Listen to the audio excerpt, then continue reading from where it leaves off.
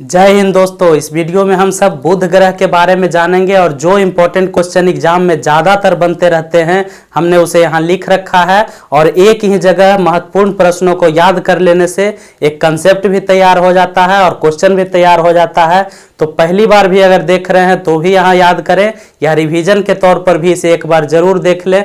चलिए कुछ बुध ग्रह के बारे में जान लें। सबसे पहले इतना पता हो कि सूर्य के चारों ओर परिक्रमा करने वाले जो भी ग्रह हैं वर्तमान में उनकी संख्या 8 है, जिसमें से एक बुध ग्रह है। देखें यहाँ सूर्य बना रखा है पहले से, और यह जो है बुध ग्रह इस तरह से परिक्रमण करते रहता है सूर्य का। यह बुध ग्रह है और इस तरह से परिक्रमण सूर्य का करता है।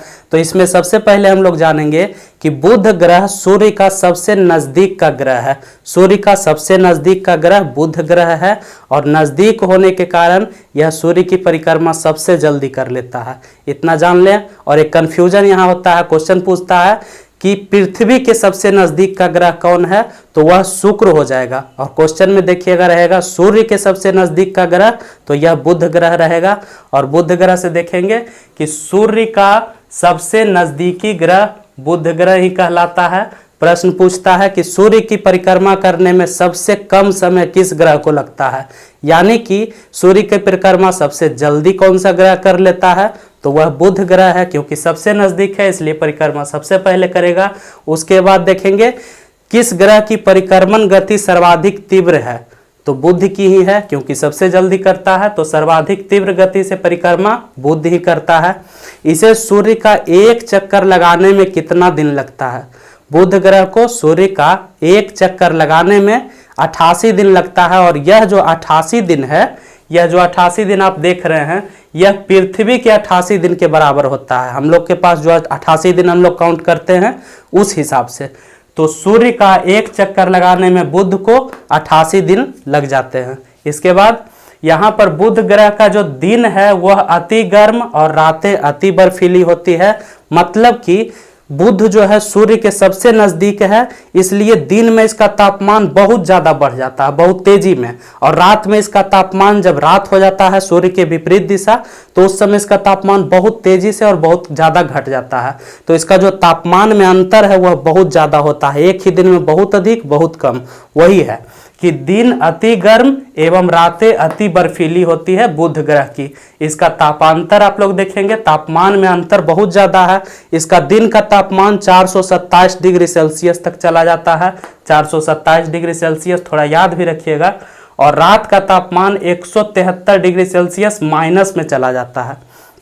रात में -173 डिग्री सेल्सियस तापमान जाता है। तो इससे क्या हुआ कि लगभग एक ही दिन में 600 डिग्री सेल्सियस तापमान में अंतर आता है। यही बुध ग्रह जो नजदीक होने के कारण ऐसा होता है। इस ग्रह को हम लोग नंगी आंखों से देख सकते हैं, यानी ये खुली आंखों से देखा जा सकता है इस ग्रह को। और इसमें जो और सबसे ज्यादा इंपॉर्टेंट, ज्यादा पूछे जाने वाले प्रश्नों को यहाँ आप लोग देखेंगे। बुध ग्रह में कोई भी वायुमंडल नहीं पाया जाता है। बुध ग्रह पर किसी प्रकार का वायुमंडल नहीं पाया जाता है। इसके बाद पूछ देता है कि सबसे छोटा ग्रह कौन सा है, ब्रह्मांड में सबसे छोटा ग्रह कौन सा है, तो वह बुध ग्रह है। और सबसे छोटा जब ग्रह है तो स्वाभाविक है सबसे हल्का भी होगा। सबसे हल्का ग्रह कौन सा है, तो बुध ग्रह सबसे हल्का ग्रह भी है, बुध ग्रह ही है। और बुध ग्रह को एकदम इंपॉर्टेंट है, याद रखिएगा, इसके कोई उपग्रह नहीं है। उपग्रह यानी कि बुध ग्रह के चारों ओर घूमने वाला कोई भी उल्का पिंड नहीं है, उपग्रह नहीं है।